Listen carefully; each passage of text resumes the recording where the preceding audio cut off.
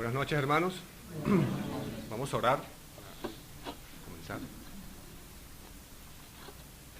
Bendito Dios, Padre eterno, Padre de toda la gloria.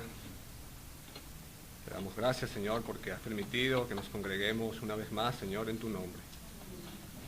Tu iglesia, Señor, se reúne para adorarte, cantarte, Señor, y para escuchar tu santa palabra, Padre. Poderosa palabra, Señor, que nos habla a nuestros corazones, a nuestras vidas, Señor, para parecernos más a tu Hijo Jesucristo, Padre. Ayúdanos en este tiempo, Señor, que tu palabra penetre en cada corazón aquí presente, Padre, y los lleve al arrepentimiento de pecados. En nombre de Cristo Jesús, amén. Hermanos, continuamos con el curso de eclesiología y en esta noche estaremos hablando sobre el fundamento de los apóstoles o fundamento apostólico, como también se les llama.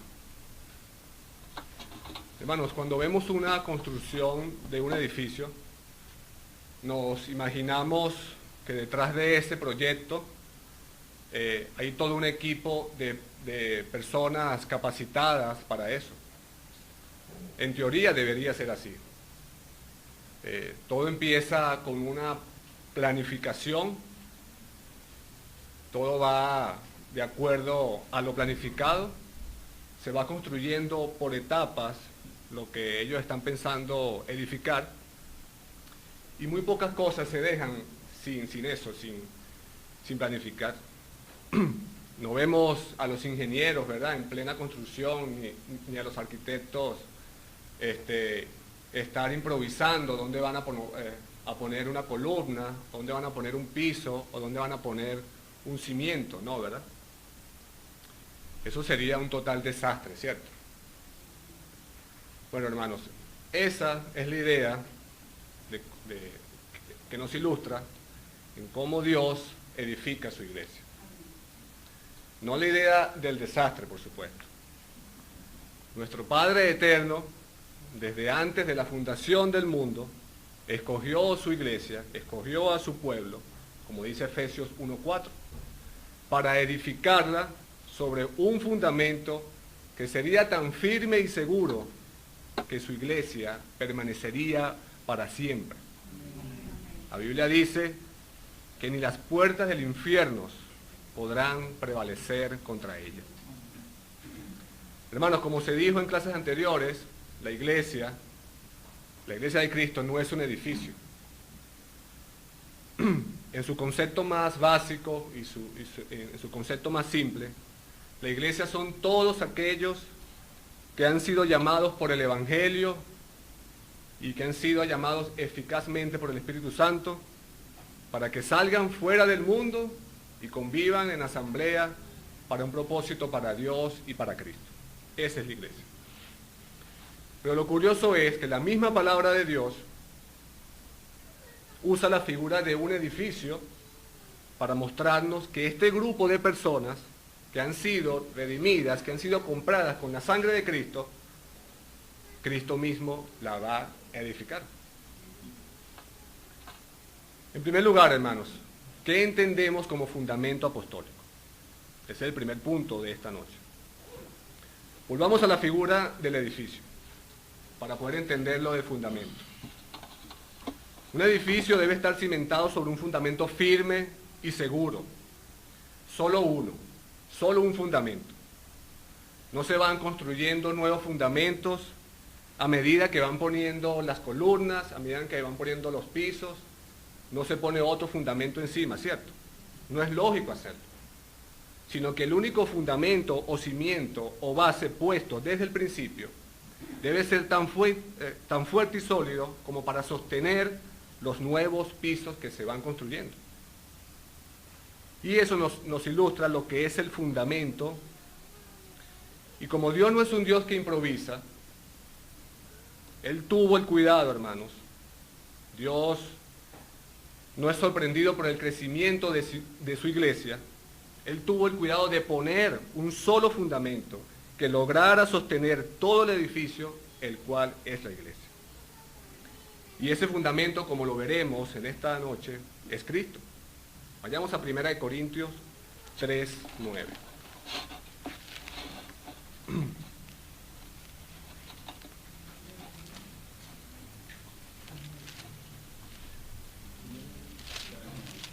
Primera de Corintios capítulo 3, versículo 9.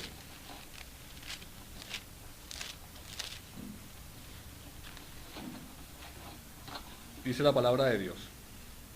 Pablo escribiendo a los Corintios dice, porque nosotros no somos colaboradores de Dios, porque nosotros somos colaboradores de Dios, y vosotros sois labranza de Dios, edificio de Dios, conforme a la gracia de Dios que me ha sido dada. Yo como perito arquitecto puse el fundamento y otro edifica encima. Pero cada uno mire cómo sobreedifica. En el 11 dice, porque nadie puede poner otro fundamento que el que está puesto, el cual es Jesucristo. Pablo está diciendo, hermanos, que este edificio llamado iglesia se edificaría sobre un fundamento firme y seguro que es Cristo. Y sobre ese fundamento, los apóstoles dejaron las bases para que el edificio llamado iglesia se levantara, se mantuviera con firmeza y con seguridad. Pero ¿cómo Cristo edificaría su iglesia? Cristo edificaría su iglesia sabiendo que la declaración de los apóstoles sobre quién era Él, el cual es el fundamento, y sobre ese fundamento se iba a apoyar toda la estructura del edificio de la iglesia. Vayamos a Mateo 16, hermanos, y veamos sobre cuál declaración se edificó la iglesia. Mateo 16, versículos 16.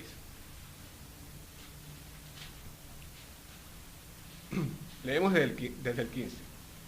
Y les dijo, hablando Jesús, ¿y vosotros, quién decís que soy yo? Respondiendo Simón Pedro dijo, tú eres el Cristo, el Hijo del Dios viviente.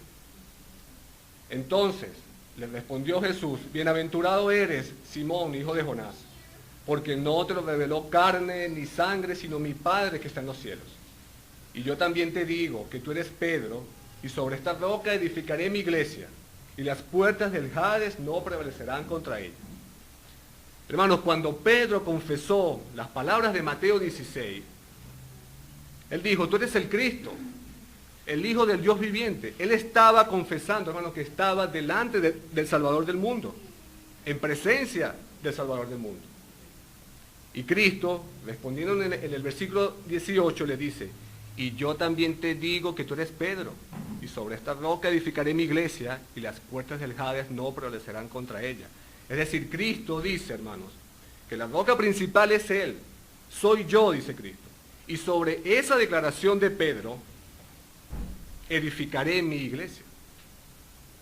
Aquí hay una discusión, o muchos quieren discutir sobre este texto, pero aquí no hay ninguna discusión con respecto a eso. Este texto, hermano, nos dice que este juego de palabras que usó Jesucristo nos enseña claramente que Pedro mencionó una grandísima verdad, que Cristo era el Salvador del mundo. Y sobre esa verdad de que Jesús es el Salvador del mundo, Él edificaría su iglesia. Sobre esa verdad que dijo Pedro. Hermanos, es descabellado pensar que cualquiera de los apóstoles cumpliera una función fundacional de la iglesia. Y que Pedro fuera, mucho menos, donde se iba a edificar la iglesia, como creen los católicos romanos. Sino que Pedro, en base a su declaración, fue el primero de muchas piedras vivas utilizadas por Cristo en la edificación de su iglesia, como le expresa Pedro mucho más adelante en 1 de Pedro 2:5. Vayamos ahora a Efesios 2:19.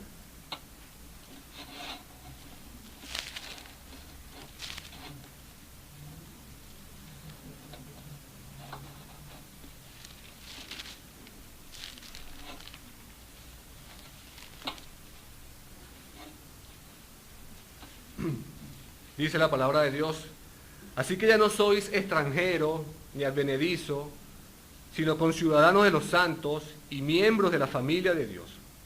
El versículo 20. Edificados sobre el fundamento de los apóstoles y profetas, siendo la piedra angular, siendo la piedra del ángulo Jesucristo mismo, en quien todo el edificio, bien coordinado, va creciendo para ser un templo santo en el Señor. Versículo 22.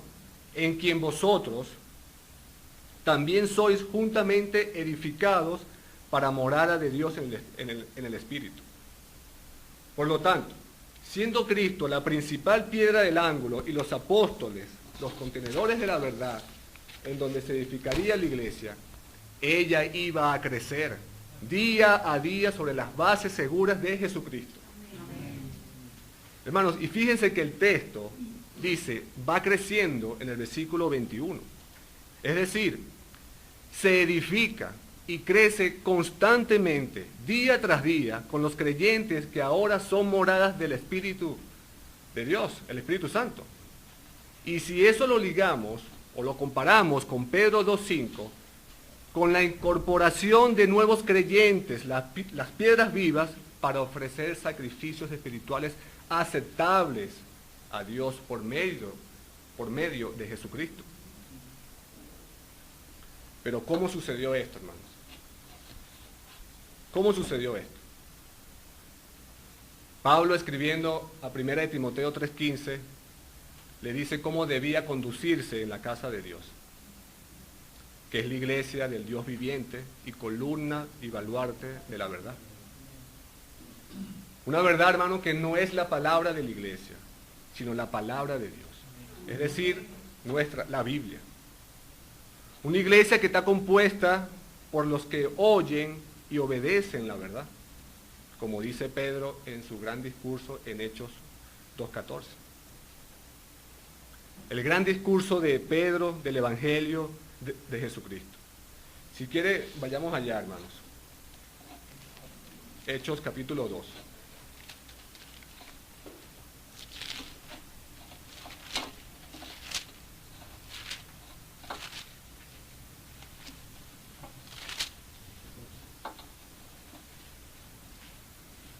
Pero veamos, no vamos a leer todo el pasaje.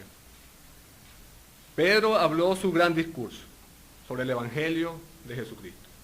Y al oír sus palabras, en el versículo 37, fíjense que dice que se compungieron de corazón y dijeron a Pedro y a los otros apóstoles: varones, hermanos, ¿qué haremos?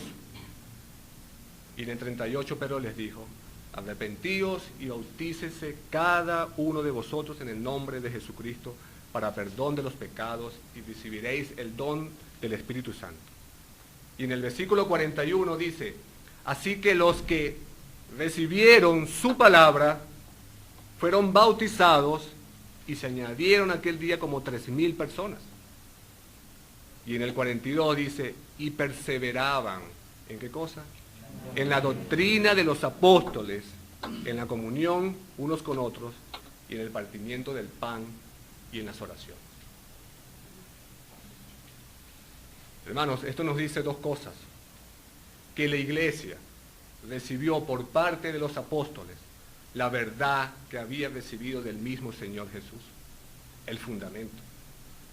Que el papel de los apóstoles dentro de la historia de salvación es único. No tanto porque ellos fueran dueños de la revelación, sino porque ellos fueron hechos portadores autorizados por el mismo Jesús para llevar ese mensaje. Hermanos, los apóstoles fueron eso, fueron los emisarios, fueron los testificadores, fueron los portadores e instrumentos del mensaje de Cristo. Fueron los emisarios y testigos de Cristo. Y eso nos dice que el único fundamento verdadero de la iglesia, y por lo cual ellos hablaron, ¿quién es? Cristo, ¿verdad? Y Cristo, hermano, quiso que ellos estuvieran ligados a su iglesia por esa verdad.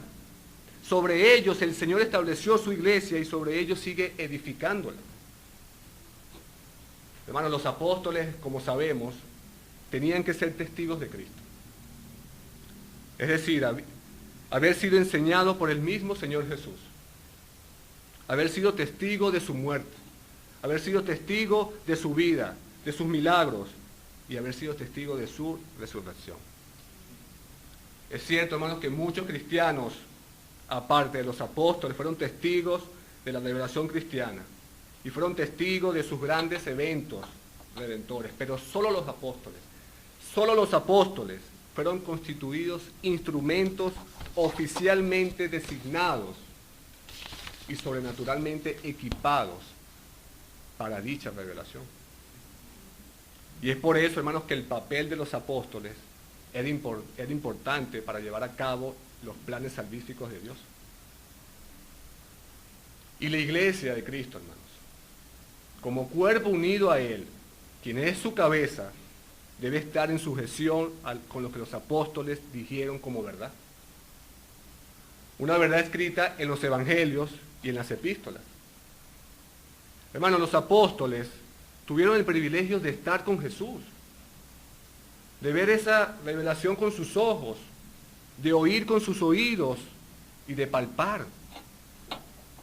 Y apegados a esa maravillosa verdad, apegados a esa maravillosa revelación, escribieron inspirado por el Espíritu de Dios lo que Él quería en su palabra. Y eso lo tenemos como el único fundamento. Y parte de esa verdad, hermano, es el fundamento apostólico. Fundamento en que se edificaría la iglesia, dejando las bases para las iglesias locales de todo lugar y época, las cuales deben ser guiadas por ese fundamento para ser una iglesia santa y verdadera y ser parte de la iglesia universal de Cristo. Pero ¿con qué autoridad hicieron esto los apóstoles? Cuando la Biblia habla de la iglesia, de que está asentada sobre el fundamento apostólico, está hablando exclusivamente del ministerio especial de los 12, ¿cierto? Los 12 más Pablo. Solamente ellos fueron designados para ese ministerio fundacional. La autoridad apostólica es autoridad mesiánica delegada, hermanos. Por cuando los apóstoles fueron los testigos comisionados por Cristo, sus emisarios y sus representantes. Hermanos, los apóstoles dejaron el testimonio escrito basado en la revelación dada por Él mismo, por Cristo mismo. Ellos no solo escribieron la vida de Cristo, su ministerio, su salvación, su sacrificio, su resurrección como algo sin importancia, sino algo que fue imperativamente necesario, hermanos, que fuera plasmado en la palabra de Dios. Y el ministerio de Cristo fue delegado a ellos como los únicos responsables de continuar con esa revelación y con ese testimonio. Hermanos, ellos tuvieron cerca de Cristo como nadie los tuvo, solamente ellos. Escucharon sus enseñanzas, estuvieron 3 años a su lado, día y noche, y se convirtieron en los portadores del Salvador del mundo. Hermanos, Cristo mismo eligió a los 12, y después eligió a Pablo camino a Damasco. Y fueron los únicos con autoridad, los únicos. No como hoy en día, que hay más apóstoles que cualquier otra cosa, ¿cierto? Reclamando una autoridad apostólica como si fuera una especie de cargo que se pasa de generación a otra. Como si fuera algo sin importancia que cualquiera pudiera reclamar. Hay muchas iglesias, hermanos, en donde encontramos esta sucesión de poder o de autoridad. Hermanos, eso no lo encontramos en ninguna parte de las Escrituras. Es un invento de los hombres que están primeramente negando la verdadera autoridad que es Cristo. y negando la autoridad que Cristo le había dejado a sus apóstoles, a los únicos. Hermanos, cualquiera que esté reclamando en la actualidad ser apóstol debe ser considerado como un usurpador, hermanos. Un usurpador. Las Escrituras nos muestran con claridad que los apóstoles son nombrados directamente por Jesucristo encarnado, hermanos. Quien les dio la autoridad y hacer uso de ella. Y esta autoridad, hermanos, es comparada con la misma autoridad que Cristo recibió de su Padre. Así es de importante esto. Y los apóstoles, hablando a la iglesia del fundamento que es Cristo, antes de que se completara el Nuevo Testamento, son los únicos a quien Cristo se las dio, hermanos. Los únicos. Y sus enseñanzas deben ser tomadas como directos mandatos de Jesús. Hermanos, la iglesia se edifica entonces sobre el fundamento de los apóstoles, que es la revelación y testimonio que declararon los apóstoles de Cristo. Y ellos, como dirigentes universales de la iglesia universal de Cristo, es donde se apoya la estructura de la iglesia. Por lo tanto, hermanos, como se ha mencionado, no se puede volver a poner otro fundamento. ¿Por qué, hermanos? Porque ellos son los testigos y garantes de la verdad que habían recibido del mismo Señor Jesús. Eran los únicos que tenían la responsabilidad de eso, de recordar y de escribir, inspirado por el Espíritu Santo, lo que Cristo les dijo. Todo lo que Jesús les había enseñado, el Espíritu Santo se los recordó a ellos para que escribieran la palabra de Dios, inspirado por el Espíritu Santo. Es decir, hermano, el apostolado no puede repetirse, no puede ser transmitido, no puede. Nadie puede reclamar ese derecho, porque simplemente no se puede poner otro fundamento. Ese fundamento apostólico ya está establecido, ya están las bases, y es para que cada iglesia local, hermano, se edifique en esos fundamentos, y eso debe ser de norma para toda la iglesia que se considere una iglesia de Cristo. Hermanos, vimos que ¿qué es lo que constituye el fundamento apostólico? Sobre el que la iglesia se levanta y crece. No sobre los apóstoles mismos, porque ellos fueron hombres falibles, sino sobre las enseñanzas que Cristo les dejó. Primero, hermanos, en forma oral y después en forma escrita en su palabra. Ese templo, hermanos, que es la iglesia, descansa sobre el inconmovible fundamento de los apóstoles. Siendo la piedra angular del edificio Jesucristo mismo, hermanos, queda claro que la iglesia de Cristo, nuestra fe, hermanos, se fundamenta en el conjunto de enseñanzas que tanto Jesús como sus apóstoles, después de él, nos dejaron en la palabra escrita. Podemos concluir, hermanos, que Jesús y los apóstoles siguen edificando la iglesia de este siglo mediante testimonio escrito. Sí, ¿verdad? Amén. Mediante las Sagradas Escrituras, hermanos. Mediante la Biblia. Toda iglesia, hermanos, debe sujetarse fielmente a estas instrucciones, a estas enseñanzas. Si una iglesia quiere ser una iglesia apostólica, una iglesia de Cristo, debe ser fundamentada aquí en la palabra de Dios, hermanos. Y aquellas congregaciones, hermanos, que se han apartado de la fidelidad de las Escrituras o han adoptado otra autoridad, llámese nuevas revelaciones, llámese papa, llámese profetas, llámese apóstoles, está edificando, hermanos, como dice Julio Benítez, con heno y hojarasca. Y muy pronto el Señor de la iglesia, nuestro Señor Jesucristo, le dirá, como dice Mateo 7:21, nunca os conocí, nunca os conocí. Toda iglesia local, hermanos, toda iglesia local está llamada a fundamentarse en la revelación especial entregada directamente a los apóstoles por Jesucristo.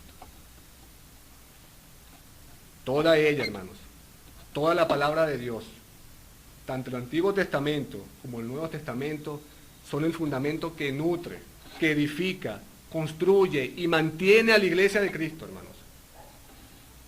No debemos desestimar ninguna parte de esta revelación. Los apóstoles mismos nos enseñaron a tener en la misma estima todos sus escritos, todos, y considerarlos como útiles y necesarios para los asuntos de fe y conducta.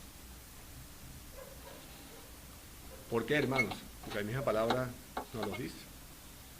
Toda la palabra es inspirada por Dios, ¿cierto? Y útil. Y cuando dice toda, hermano, es toda, no una parte, como piensan muchos, que algunos versículos son más inspirados que otros. Toda, hermanos, desde Génesis hasta Apocalipsis, toda. Y nosotros como iglesia, hermanos, sus pastores, sus maestros, sus miembros, que verdaderamente han sido llamados por Cristo, tienen la función de sobreedificar o de edificar la iglesia, tomando como base el fundamento que ya ha sido puesto, hermano, sobre ese fundamento. Ninguno puede estar construyendo la iglesia verdadera de Cristo si no edifica sobre el fundamento seguro de Cristo y los apóstoles.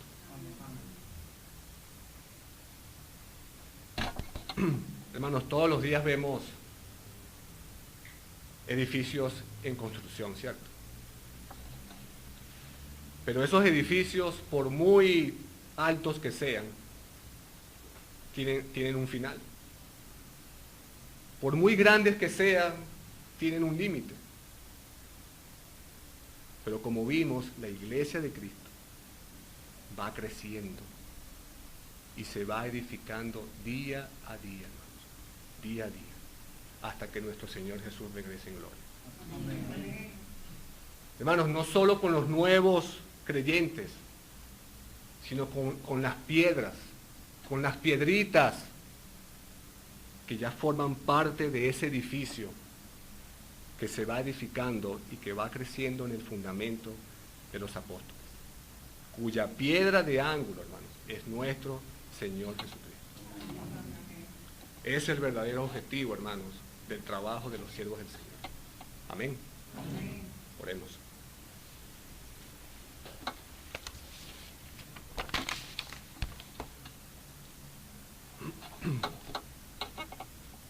Bendito Padre eterno, Señor.